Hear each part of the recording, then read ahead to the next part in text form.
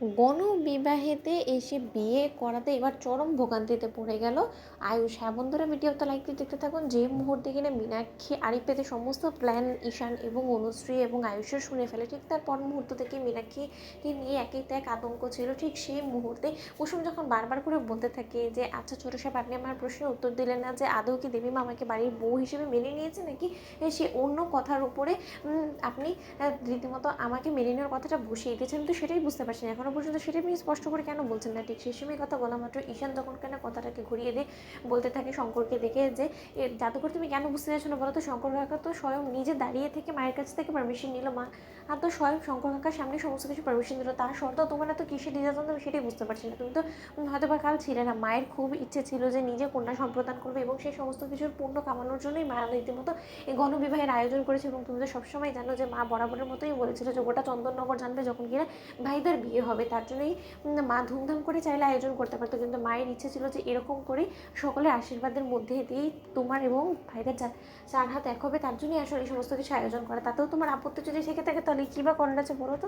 ঠিক সেই সময় এই কথা বলা মাত্র শঙ্কর যখন বলতে থাকে যে মারে কথা না বাড়িয়ে তুই চট জলদি তৈরি হয়ে নি না, যেরকমটা কর্তাম আদেশ করছি সে কথাটা শোন না, শোন, তুই ভুলে যাস না যে তুই কিন্তু ভিকিরি বাড়ির মেয়ে থেকে রাজরানী হতে চলেছিস এবং এই সমস্ত কিছু করতে গিয়ে তোকে একটু 19-20 করে সমস্ত কিছু মেনেই নিতে হবে। তুই যদি সেই সমস্ত কিছুতে বারবার করে এরকম করে ব্যাঘাত ঘটানোর চেষ্টা করিস তাহলে কিন্তু কোনো কিছুই ভালো হবে না। এবং কর্তামা যদি একবার রেগে যায় তখন কি হবে বলতো?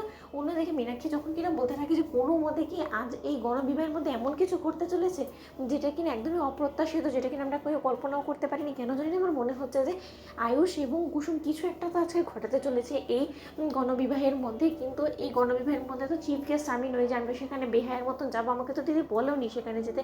অন্যদিকে কথা বলতে না বলতে ইন্দ্রাণী গাঙ্গুলি এবং রাজশেখর গাঙ্গুলি যখন কিনা সন্ধ্যের দিকে গণবিবাহের মধ্যে উপস্থিত দেওয়ার এই কথা শোনা মাত্র মনের উপরে খাড়ার ঘা হয়ে দাঁড়ায়। এবং ঈশান যখন বলতে থাকে সর্বনাশ হয়ে গিয়েছে ভাইদা, আজকে স্পেশাল চিফ গেস্ট হিসেবে এই গণবিবাহের মধ্যে থ্রু আউট হোল টাইম আজকে মা এবং বাবা থাকবে, তুই বুঝতে পারছিস তাদের সামনে কী করে জাদু করে চোখে ফাঁকি দিবি এবং কী করে বা তুই বিয়েটা সম্পন্ন করবি, সেটা তো আমার মাথায় ঢুকছে না। তখন যদি মা কোনো মতে তোকে হাতে হাতে ধরে ফেলে, এমনিতেই তো মা আমাদের সমস্ত লোকেদের কাছ থেকে কয়েক গুণ বেশি তোকে চেনে, তখন তুই কী করবি বলতো? এদিকে তো শঙ্কর কাকাও কোনো মতে মানবে না, শঙ্কর কাকাও তো তখন প্রশ্ন করবে এবং যদি মাঝপথে তোদের বিয়েটা আটকে যায় তখন তো সর্বনাশ হয়ে যাবে ভাইদা। ঠিক সেই সময় আয়ুষ বলতে থাকে যত যাই হয়ে যাক না কেন, যা কিছু ঝামেলা হোক না কেন, তুই সমস্তটা সামলে নিলেও আমার দীর্ঘ বিশ্বাস যে আমাদের বিয়েটা উতরে যাবে। কিন্তু যে কোনো মূল্যেই হোক না কেন কুসুমের চেহারা ঢেকে হলেও আমাদেরকে কিন্তু বিয়েটা সম্পূর্ণ করতেই হবে। তুই ভুলে যাস না কিন্তু যে এবার যদি বিয়েটা সম্পূর্ণ না হয় তাহলে আর কোনোদিনও হয়তো বা আমি আমার ভালোবাসার মানুষটাকে নিজের করে পাবো না। ঈশান আমার দোহাই লাগে, তুই যে করে হোক না কেন সমস্ত কিছু ম্যানেজ করিস নিস ভাই আমার। তো বন্ধুরা লাইক কমেন্ট শেয়ার করো, সাবস্ক্রাইব করতে ভুলো না।